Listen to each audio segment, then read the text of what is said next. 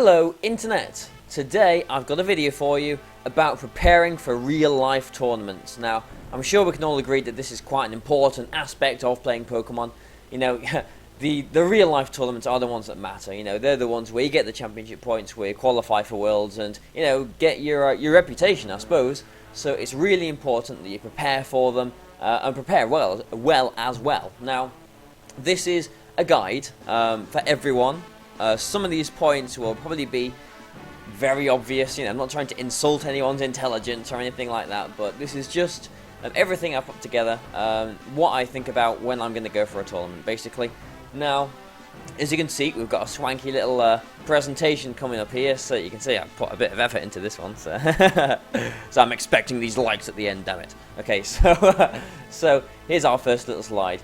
So before the tournament, you need to pre-register. Obviously not all tournaments, you know, some Premier Challenges maybe you don't have to pre-register for them, but regionals and especially nationals, you will be able to pre-register, and it is a good idea to, because you don't want to turn up on the day, find out that, you know, 200 other people had the same idea and got there before you. So you want to pre-register, you know, so you're not worrying about anything else, so you've got that sorted.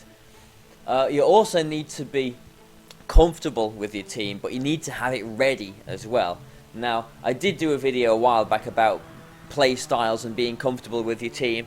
If you've not watched that then, or listened to it, then go back and listen to that, because maybe it'd be a little bit handy for you. But have your team ready. Now, I don't just mean be comfortable with it, I mean have it ready in the game. The amount of times I've heard of people still breeding their Pokemon on the way to an event, or still even deciding what members they're going to have or what items they're going to have. Like, I don't quite understand that. I think you should have a team ready that you know works and be solid with it, basically.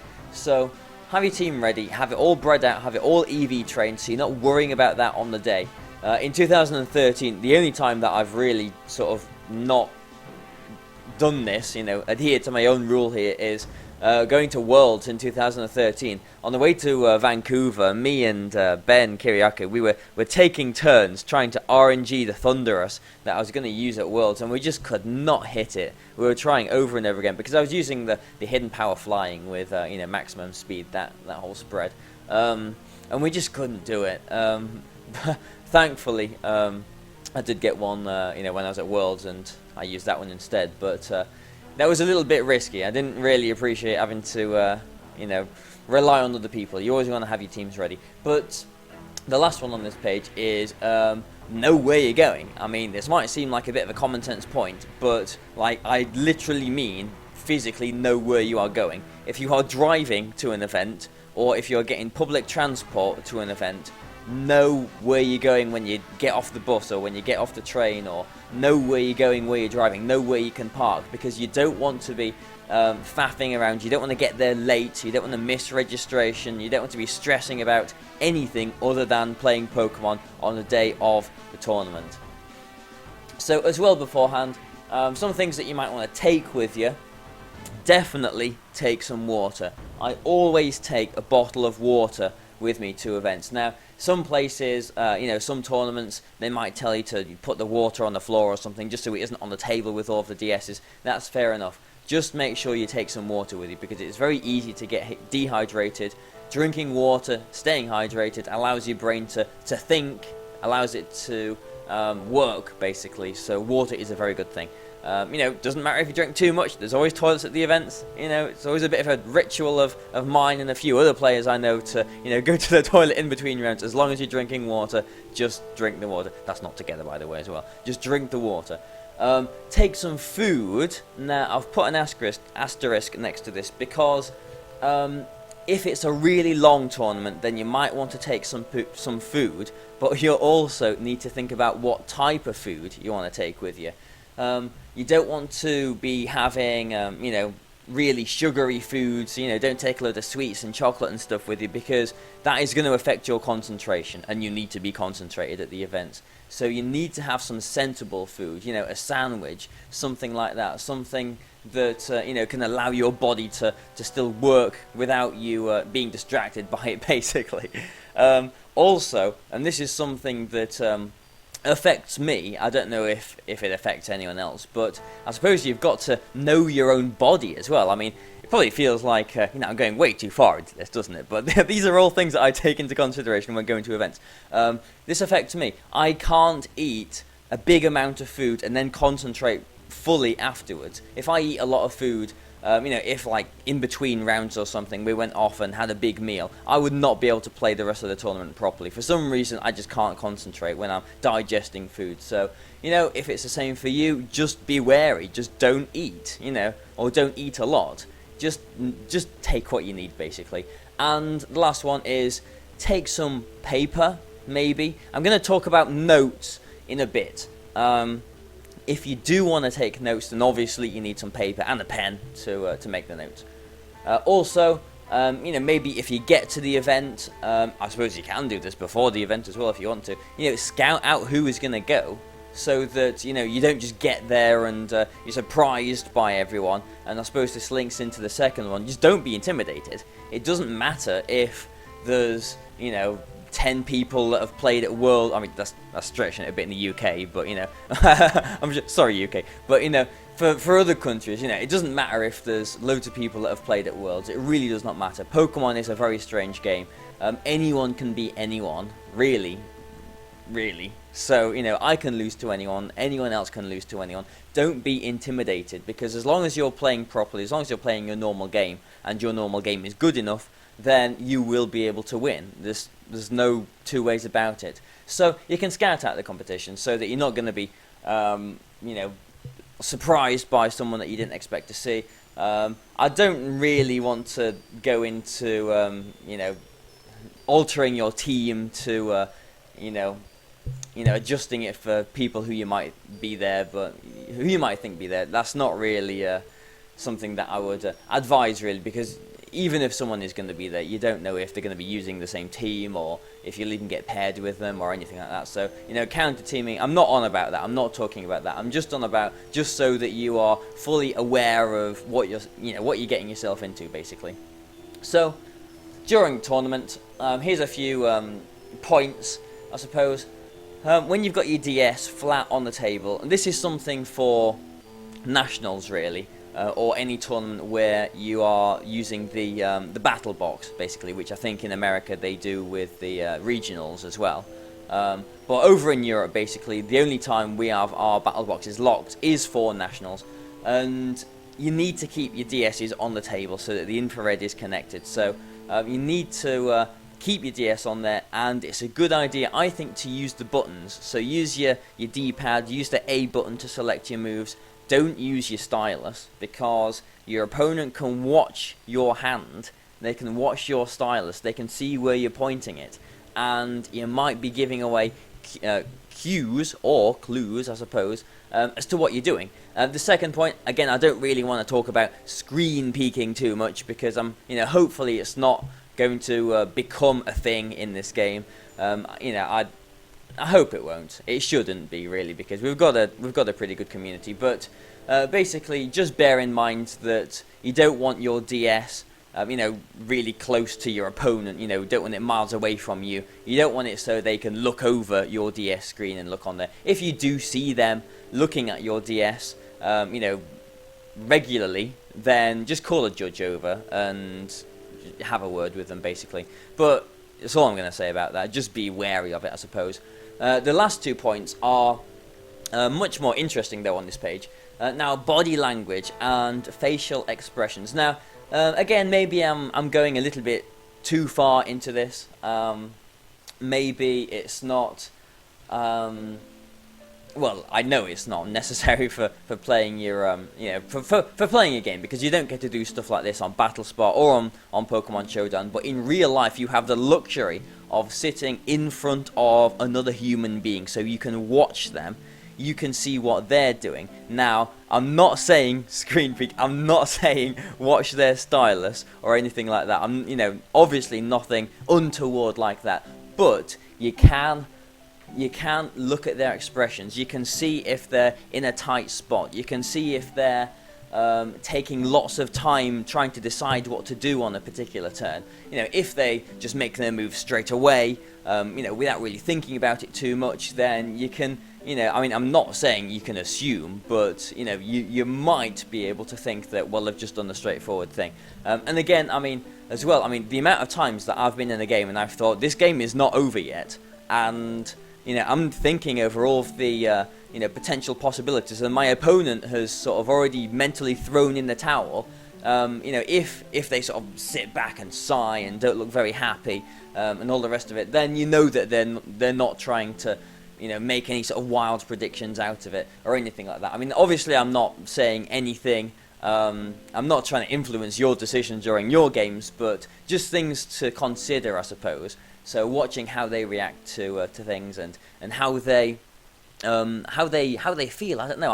I really enjoy watching people and seeing how they squirm when I play them. It's quite interesting. It's also quite interesting that the amount of people that have played me and so they say to me afterwards, when I play you, you don't show any expression at all. You just sit there with a stony face and it's, I don't know, maybe it's a bit like poker. I don't want to show my opponent anything. I just want to sit there and play the game. So, maybe that's me. Maybe I take this game way too seriously. Maybe. but just things to consider. And the last one is taking a loss. Like, it's not beyond the, realms of possibility that you might lose a game. Maybe losing a game early on in Swiss rounds, it can be disheartening, I guess, but you just got to try and get through it. Don't go on tilt, as they say. You just got to concentrate and play your games like normal. Now, that can be really hard, and I think once or twice I've been guilty of especially, like it always happens in Milan for me for some reason. I don't know why. It just never goes well, and one loss, two losses can be really heartbreaking, especially if you don't think you deserve to lose them. But you've got to try your best to just, play every game as a new game, because it is. Like, it doesn't matter what happened in the last game. Like, that RNG was in a different game. You just got to play the next game as it is. And adrenaline, the last point on here is, maybe the opposite side. Maybe you've won 5 games in a row out of, 9 Swiss rounds or something. Maybe you're at 5-0. And you're really happy and you're really excited and you've got all this adrenaline and yeah, you want your next opponent. But no, don't do that. Don't be like that. Like, yeah, great. It's it's good to be happy, obviously, but you don't want to get ahead of yourself. Pokemon is not a physical game. It's not a game where adrenaline has any kind of positive effect, really, because adrenaline will just affect your concentration. What you've got to do is just try and suppress any kind of feelings of anything. Play as a robot until your Swiss rounds are over. You just got to play every game as you would perfectly, as you would if you were sitting on Battle Spot or something like that. You've got to remove any kind of emotion from the game. It's not an emotional game. You just got to sit there, make your calculated mathematical best move, I suppose, if that's the way that you're playing. But let's move on. What have we got? Okay, so we're going to talk about notes a little bit. Now, there's this sort of assumption that you've got to take notes. The amount of times that I have sat, at the top table of a tournament, and I've just looked down it, and everyone's there with their pens and paper and scribbling down notes and making little grids to write your opponent's team and all the rest of it. Now, that's fair enough. We're going to talk a little bit about notes in a moment. It's okay to take notes, but it's also okay to not take notes. You do not have to take notes. I don't take notes. I've played at Worlds twice. I've never taken notes either of those tournaments. I did try taking notes in one national tournament, and I didn't really get anything from it. It just distracted me. So you've got to, I don't know, I suppose it's got to be natural for you to take notes. Now, we're just going to, look at why you might take notes and basically, I suppose, how you really play the game, because at the end of the day, you've got to be, notes or not, you've got to be 100% aware of what is going on in the game, of the state of the game. So obviously you might want to take notes of these first 5 little blobs on there.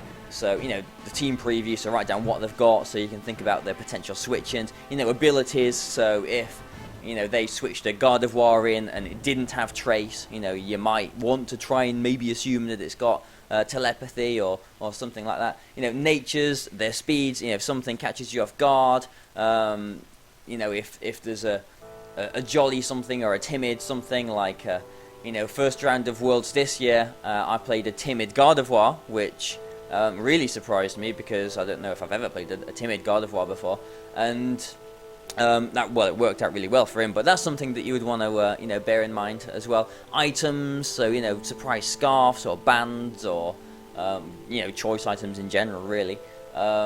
Things like goggles as well, so if you notice they don't take sandstorm damage or hail damage and they don't have overcoat or obviously a type that isn't affected by them, then goggles. Moves as well, so basically you're writing down a team sheet of your opponent's team, just so that you can try and make your moves based on all of those things. Now, other people on YouTube will have made better videos on note-taking, just because they take notes. Now, I don't take notes, so I'm not an expert in taking notes or anything like that. So, this is just a rough guide, I suppose. But also, as well as writing down like a team preview and a team sheet basically of your opponent, you want to basically count down the Trick Room turns, the Tailwind turns, how many turns left Rainer's got. You also want to count sleep turns as well. Now, all of these things, these are all really, really, really important things. They can, swing your decisions vastly in the game. Big percentage difference between, a first turn wake and, a second turn wake. You know what I mean? So you need to really pay attention to these things. If you want to make notes of these things, then that's good.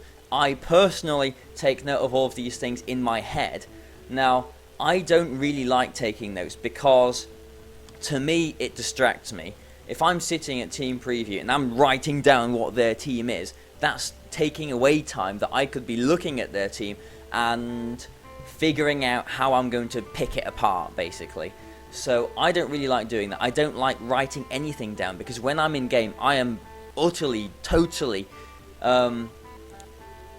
focused on the game. I don't want anything to distract me, even if it's myself writing something down. So maybe it's because I've been playing this game for a long time, but obviously it is possible. I do it in my head. I count down the Trick Room turns, the Tailwind turns. Not so much the weather turns, but I do have some kind of instinct, I guess, as to when a weather is going to stop. Sleep turns, obviously, because I use Brillium quite a lot. And I have used Amoonguss and even Parasect and Jumpluff as well quite a lot. Apparently I like sleep. I always count down sleep turns. You need to know that. So take notes or not. You need to basically be aware. Like I said at the beginning, 100% aware of what is going on in the game. So, I suppose it is a good habit if it feels natural to you. If it does feel natural, then go ahead, write notes and maybe that'll help you, consider your plays better. But, like I put on here, else there's no pressure. Do not feel like you have to take notes. Just because, all of the good people that, everyone that top cut in that event that you're at or something, or just because they all made notes doesn't mean that's why they top cut. So, there's no pressure. As long as you can keep everything in your head and you are absolutely aware of what's going on, you don't need to take notes. But like I've been saying throughout this video, basically, above all, you just need to stay focused. Doing notes, writing notes, it distracts me. It, destroys my concentration. So I stay focused just by looking at the game. I think I've pretty much gone through most of my points, really. So, obviously during the tournament, after the tournament, you just, have fun, really. It's Pokemon at the end of the day. I have given a fair amount of notes in this video that have probably seemed a little bit far-fetched. Probably seemed like I take the game a bit too seriously. Maybe I do, but maybe I'm just that bit more competitive. Maybe that competitiveness is why I've been to Worlds and, you know, won all these tournaments and whatever. You know, it is what it is. You've got to decide how much or how seriously you want to have with this game, and how, you know, just how fun you want to have with it as well. I mean, the amount of times I've been to tournaments, and the bit about the tournament that I can remember really is, or not remember, is going out afterwards, having fun with your friends. And this is a very social game. The community is fantastic. So even if you do really well, then obviously that's good. If you don't do very well, then just try and make sure that it was worth your while going to the event. So, try and talk to people if you don't know anyone beforehand. Everyone, I'm sure, will be friendly to talk to you and add you online and do all of that kind of stuff. So don't be afraid to do that. Just try and have fun. Make sure it was worth your while going to the event.